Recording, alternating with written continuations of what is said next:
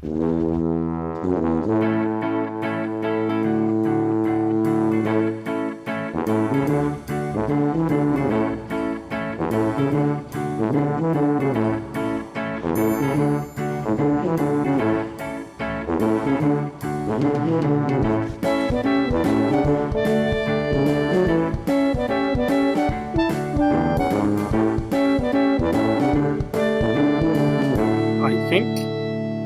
think we're safe. Welcome back to the VintageBeef Fan Server, everybody. I am Slash, of course, and I was just looking around for more mysterious signs or an actual prank associated with that, but at the moment, we appear to be at a lull, so we'll just have to wait and see what that individual or individuals has planned. Yes, I realized I haven't been considering the possibility that more than one person is involved, so I'm going to keep my mind open about that possibility as well. I'm on right now with Justin and Foo. Whoa! Hello, nether frame rate. Let's let that load in. There we go.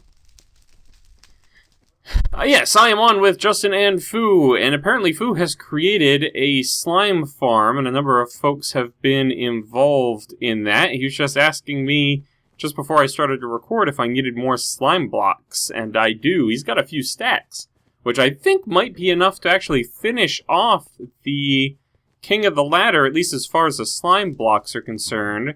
The only part of it that I need, I don't know, I always check that way to see if anything new has happened when I come out into the tunnel. And nothing ever has. And I'm frozen. There we go.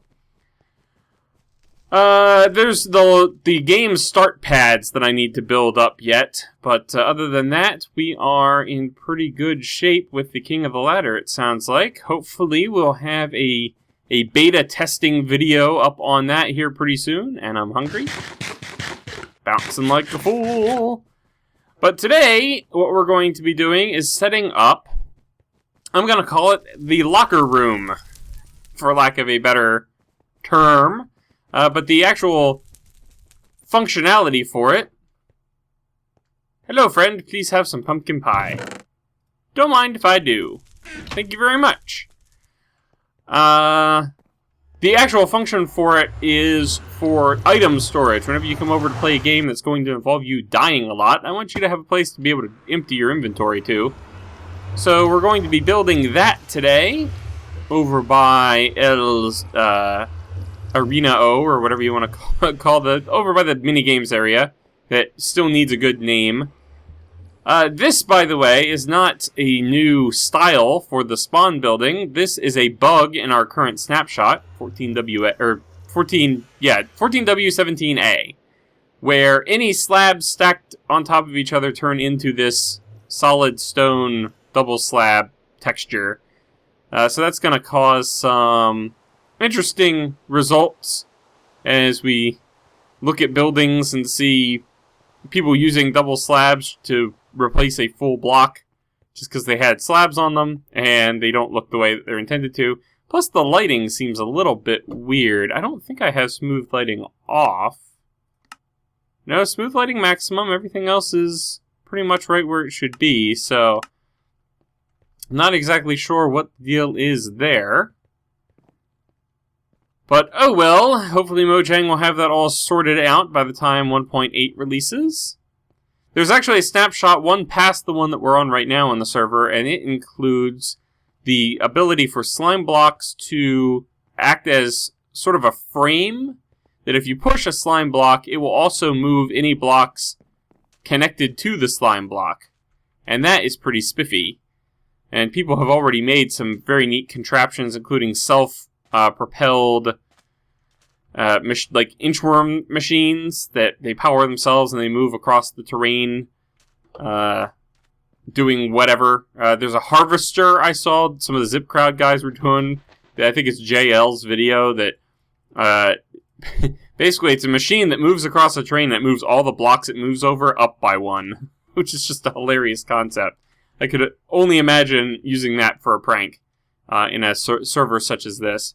But you can see we've got a couple of the platforms done. That one's done, that one's done. I got a couple of blocks, I think, in that one, and that's as far as we've gotten so far.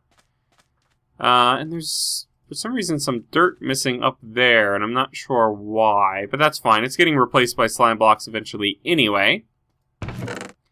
Let's go ahead and grab some of our materials here. I'm going to need some of this chiseled stone. I'm going to need some of the stone brick.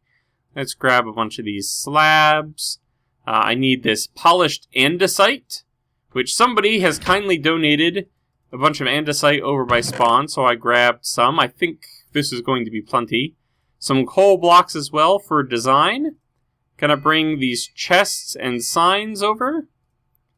Kindly ignore my stupid UPS system freaking out. The power in my house is wreaking havoc once again. But let's see, I want to put it over here, just past the entrance, and I'm trying to decide how far from the entrance it should be. I'm thinking maybe we put the corner here-ish?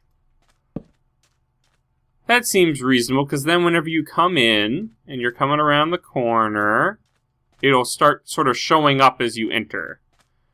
So that's what we're gonna do.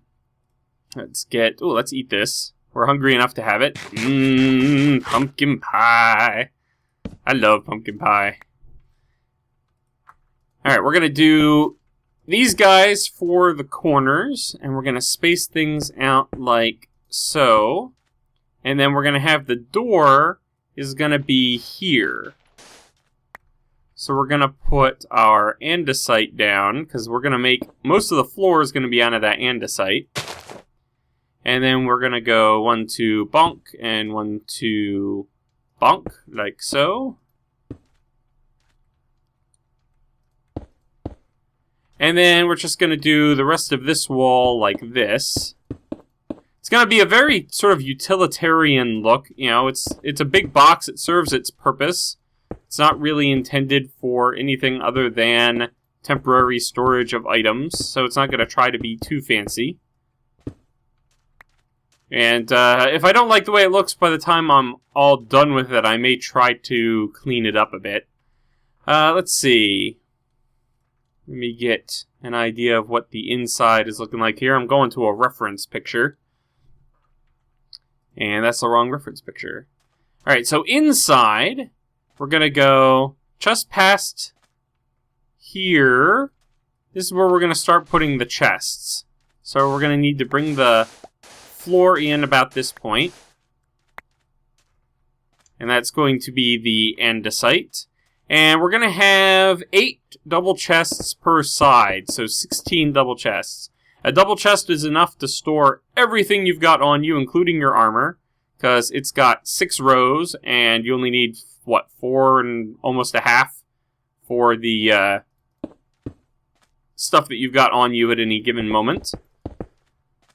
So that will work out nicely. So we're going to do chests like this. And then we're going to do some chests up above as well. So we're going to put these down here. And then we're going to put some chests across. And I don't actually have enough chests, so I'll have to make a few more. That's fine. I'm going to go like this. Oops, that's not the way it's supposed to go. Like so. And let's go ahead and make a few more. That was... I had 14. I need like 18, I guess, now. Right? So that's 1, 2... It'd be like 36. Am I counting right? I'm not sure what I'm doing. Because you need... Yeah, you need 2 logs per chest. And then... You go like this. Up. And if I end up making too many, I end up making too many. It's wood. It's renewable. Whatever. Perfect. And now the back wall is going to go across here. Like so. And, oh, yeah. This is going to be that. Alright, looking pretty good. And then all across the back here, we're going to keep up this theme of repeating these pillars periodically.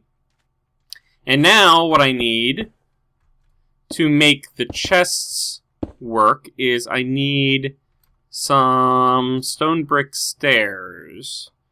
Let's make 8 of those so far, and we're going to trick the system here a little bit and place them upside down and backwards so the back end is facing the player. And now from this angle, they look like solid blocks, but they don't prevent you from opening the chests underneath. And then we will put some signs on here so that whenever you grab a box, you just take off the sign above or below. 2, 3, 5. Did I do too many? 1, 2, 3, 4. No, that's fine. And that way you can label it so that people know which chest is yours. Excellent. Now, across the top here, we're going to throw some more blocks, and we're going to have to do the stair trick over here as well, so that these top chests can open. And then here in the middle, actually it's not going to be in the middle. I changed my mind. What we're going to do is we're going to put here and here. We need lighting for this place by the time we're all said and done, and that's what these redstone lamps are for. And I think I brought too few. I don't know how I managed to do that. And that doesn't prevent you from... Oh, it does prevent you from opening this. I did not anticipate that. Okay. Well, we can work with this.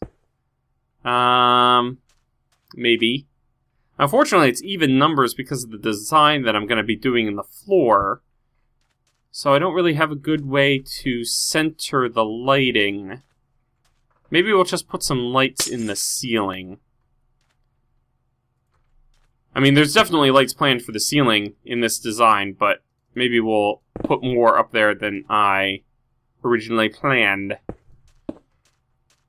Alright, now let's work on the floor. And then we'll get back to finishing that up. Uh-oh. Do I hear bad guys coming? I notice it's starting to get nighttime. So the floor, we're going to do the coal and the andesite. And I need to pick this up and get it out of the way. So we're going to do the classic creeper floor. Going to excavate a layer here. And then we're going to get a creeper face in the floor with coal blocks, and the rest will be andesite. So, as I was working on this in creative, I had a thought in my head about how, I don't know why this is the memory that building a locker room evoked, but let me preface this by asking, have you ever gotten a really bad sunburn and had that sunburn itch really badly as it was healing? And then I have to ask, have you ever... Oh, that shouldn't have been excavated over there, I don't think. Have you ever gotten a healing sunburn wet and had it be even itchier as a result? Very specific questions, I realize. But this is all leading up to the fact that that happened to me at one point, and it was absolutely ridiculous. I was at an amusement park that had a water park component to it, and let's see, the center is going to be here, and so that means that's going to be like that. It had a water park component to it, and I was healing from sunburn, and for some reason, going on like the water slides and getting wet, and I had my shirt on to try and protect my skin from getting burned any worse, and for some reason, that combination just completely drove me insane. It was like somebody had poured itching powder in my shirt, and it was absolute torture.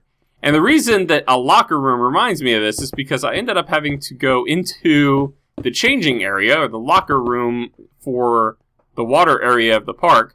And I'm in there. I take my wet shirt off. I'm trying to dry it off with a hand dryer. And I'm trying to, deal with this just insane itch that I was experiencing. And nothing was helping. I have, paper towels from the dispenser. I'm trying to use those to scratch my back because my back is itching like crazy, and that's not doing any good. So, I mean, it was a horrible experience. I really don't understand what would have caused that. Now, let's see. Do I want to mirror this, or do I want to rotate it? We're gonna rotate it, I think, just to mix things up a little bit. But I don't understand. And then, even with the wet shirt off, it still itched like crazy. I didn't get any relief until I put a clean, dry shirt on. And it had to be completely dry. Not the one that I was trying to dry in that. I was trying to dry my other shirt in the hand dryer. Those blow dryers that you stick your hands under after you wash your hands. And that wasn't doing any good. It wasn't getting the shirt completely dry. We ended up having... My wife went to... the gift shop and bought a shirt from the amusement park just so that I could have a clean shirt to wear, a clean dry shirt to wear. I have never experienced an itch that severe in my life. It was just bizarre. But yeah, unfortunately, now that's completely tied to this sort of locker storage room type structure evokes those memories in my head, which is a weird memory, I know, but I felt like it was worth sharing, so you can chuckle at my past misery. Oh, hello! Ow! Whoa, a little bit of lag there. Alright, so now that that is in place, I think we can go ahead. I'm going to put some lighting maybe back here. I don't know how... Whoa! Jeez, you snuck up on me from the side there. Holy moly, they're all coming from over there, and the zombies, of course, can spot you from a mile away these days. Let's see, I think... Yeah, I think it's like this. Like so. Oops. Like so. So I'm going to get the exterior walls of this, and then we are going to put a roof on it, and then I have an idea for a sign to put up over top to identify it for what it is. So I'll see you in a bit when I'm a little bit further along.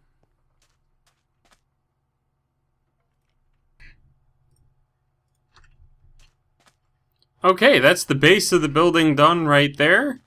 Walk in, creeper floor. 16 chests for storing items, labels, and everything.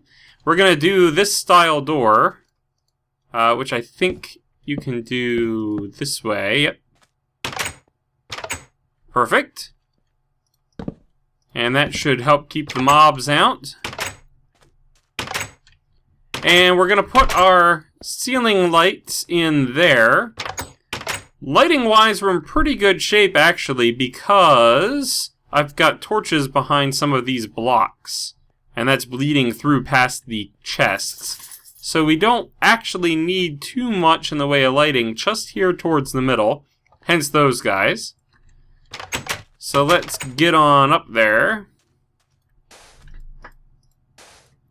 And get some levers on there. Should only take 2. Perfect. And then what I want to do is I want to just sort of encase this so that you can't see the levers. So we're going to need to put the blocks like that.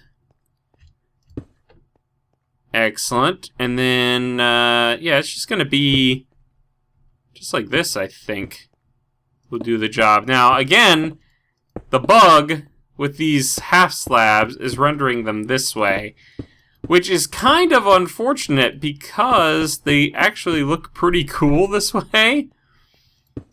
And I wouldn't mind having them stay that way. Oh, I'm out of slabs. Alright, well, I'm just going to throw a torch up here for the time being because stuff can spawn. And I'll get some more slabs up on there off camera. But that does it for our lighting inside, which is looking pretty fantastic.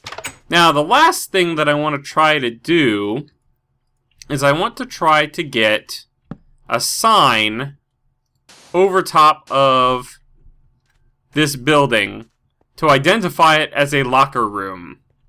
And that's going to look a little weird because of the half slab glitch, because I'm actually going to be using a very large number of these guys to make it, as well as a bunch of stairs. I realized I crafted some stairs earlier that I didn't really need to craft because I had a whole bunch in that chest. Oh, well. Alright, so I'm going to get to work on making the sign over top of this, which is going to be very tedious, so I'll just bring you in when I'm done. How's that sound?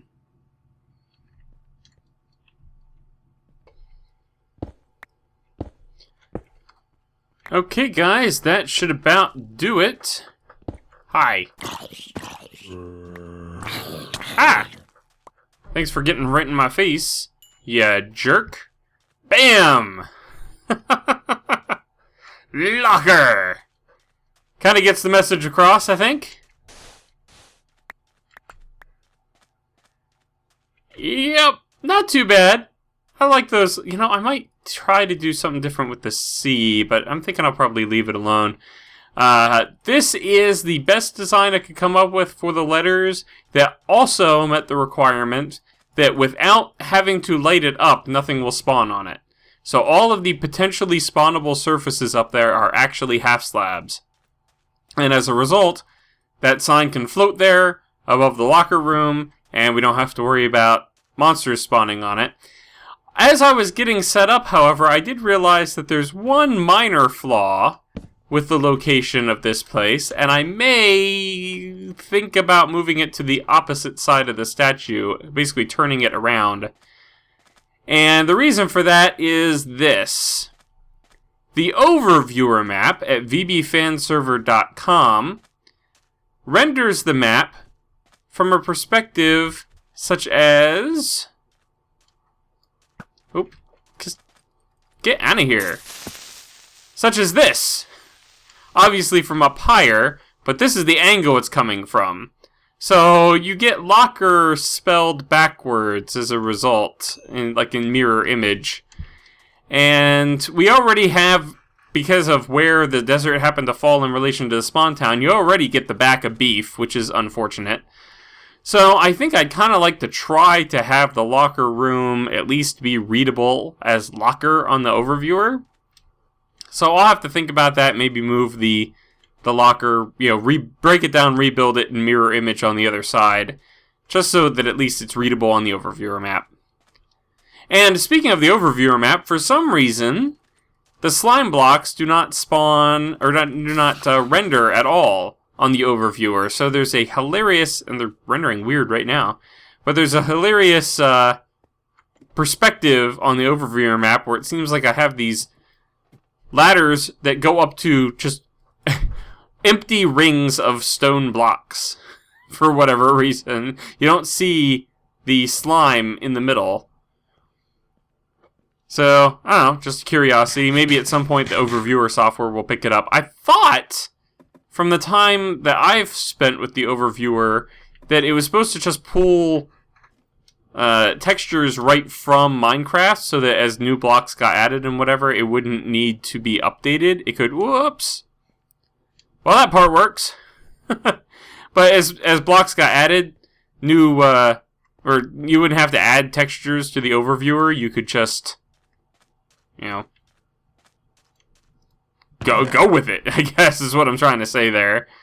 So, I don't know. Seems kind of odd to me. But I think that's going to do it for this episode, guys. Thank you very much for watching. I do think I'm going to move this over here next episode.